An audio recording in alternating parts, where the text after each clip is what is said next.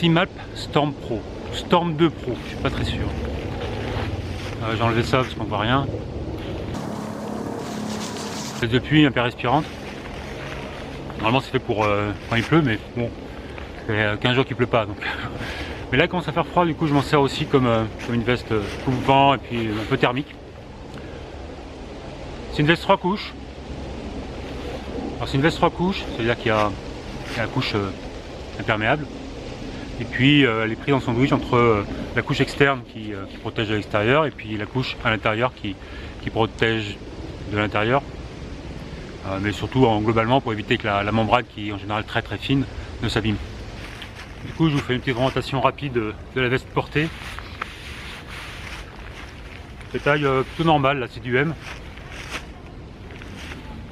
J'ai une poche ici sur le torse pour mettre on peut mettre un téléphone sans problème. D'ailleurs elle est assez profonde, hein, elle va jusque là. Bon, évidemment il y a une capuche hein, parce que c'est une veste de pluie. Je la trouve elle aurait pu être un petit peu plus grande la capuche. J'ai une grosse tête et ça aurait pas été plus mal si. En général parfois il y a des élastiques derrière qui permettent de régler la tension, le volume de la capuche et voilà, en même temps elle est pas mal quand même. Un truc pas mal, il y a un truc sympa, il y a une passant pour les doigts, pour le pouce. Bon, ça évite que la manche se barre avec le sac et tout quand il pleut, ça protège un peu mieux, c'est bien. L'usage type c'est plutôt ultra, hein. On n'est pas sur des vestes de trail comme les shake ride que moi j'utilise souvent. Ça veut aussi dire que c'est des vestes un peu plus lourdes. Celle-là elle est à 320 grammes au lieu de en général moins de 200 grammes pour une veste de trail. Mais c'est aussi une veste plus robuste, hein. Elle est vraiment faite pour tenir un peu plus la distance. Alors moi ça fait un mois que je l'ai, je suis sorti 3-4 fois avec, je peux pas vraiment vous en dire plus comme ça. Mais c'est aussi une veste normalement qui doit tourner, qui doit fonctionner sur de la rando ou du trek. Voilà, ceux qui veulent, enfin, c'est quand même cher, hein. On va avoir une veste pour le trail, une veste pour l'ultra, une veste pour la rando. Celle-là, elle peut remplir un peu tous les usages de course. Alors on va parler d'imperméabilité aussi. L'imperméabilité, le but c'est d'éviter que l'eau entre, éviter que l'eau entre. Donc c'est en général une membrane qui est étanche, quoi, qui évite que l'eau entre. Mais le problème de ces membranes là c'est que ça rentre dans aucun sens. Évidemment quand on court on transpire et on finit trempé avec des vestes imperméables, vraiment imperméables. Du coup on a inventé des vestes imperrespirantes. Donc respirantes c'est-à-dire qu'elles sont imperméables mais elles respirent aussi. Donc elles empêchent l'eau liquide de passer mais elles permettent à la vapeur d'eau de sortir. Alors ça c'est en théorie hein, parce que en général c'est un peu plus compliqué que ça. Le problème c'est que l'eau, quand la vapeur de la membrane et puis elle peut faire d'eau quand elle sort. Le problème c'est que du corps, elle arrive sur le corps, c'est sec. La transpiration, la vapeur de temps, parce qu'il y a des gradients de sortir. Et elle va sortir assez facilement si des phénomènes d'osmose qui font faire que l'eau va aller à un endroit où elle est plus. Je comprends rien quand il parle. Bon. Le principe de la respirabilité d'une veste, c'est assez simple. On transpire, il y a de la vapeur à l'intérieur et la vapeur elle doit sortir, sinon on évite, ça sature et on est trompé. Donc pour la vapeur elle sorte, il faut qu'elle diffuse à travers la veste.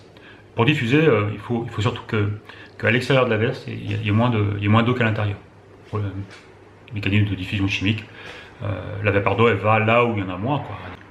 De la même manière que quand on met une goutte de café dans un verre d'eau, le café va diffuser dans tout le verre d'eau, quoi. C'est un principe assez simple.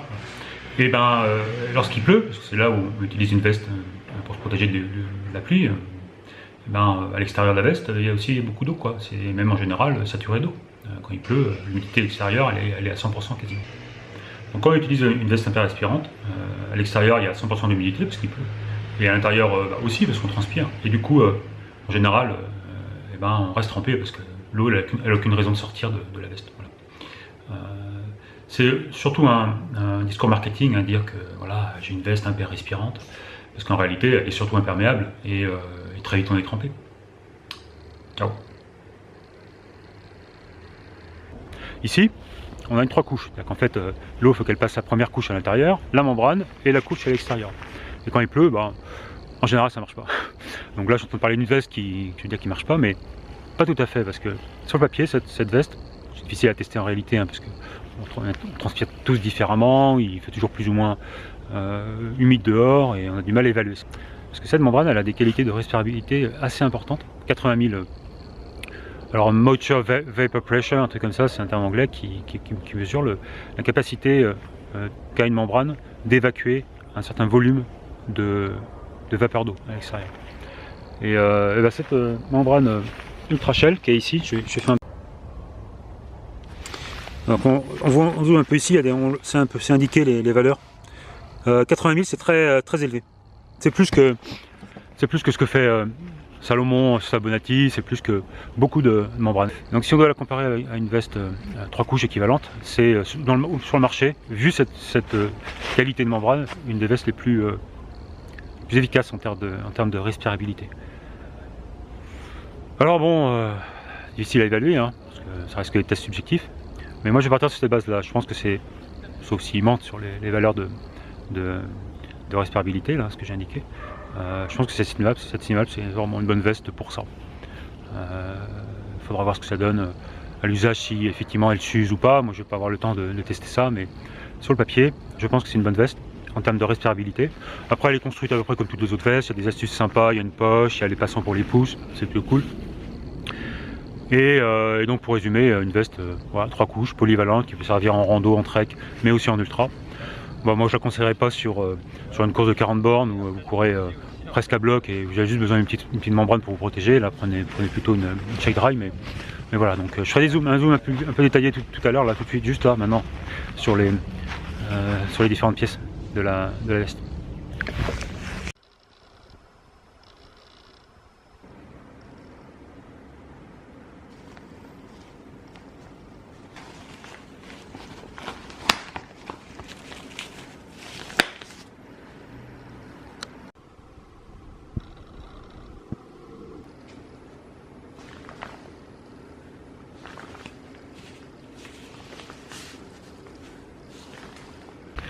Donc je l'ai testé qu'une fois en fait sous la pluie, c'était lors de ma randonnée dans le Grand Canyon. On a eu un gros orage, 1 heure à peu près, j'ai pas eu de problème. Hein.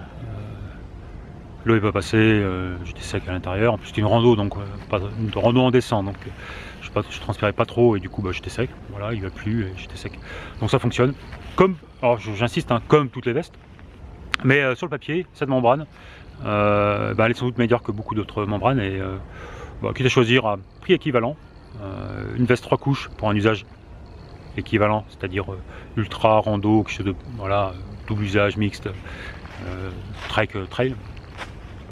Moi je conseille celle-là plutôt qu'une autre parce que bah, sur le papier elle a des qualités quoi. Et puis après bon voilà, elle fonctionne bien la veste. Alors s'il y a un truc sympa sur la veste, il y a un petit aimant ici qui permet de bloquer la capuche derrière pour éviter qu'elle se balade parfois quand on court. Puis allez voir sur le blog, j'ai fait un article de la veste. La Simalp Storm Pro, ou Storm 2, je sais pas, sur le site, il y a les deux dénominations. 170 €, 320 grammes en M. Ouais, elle est bien. Elle existe en noir aussi, mais je préfère l'orange.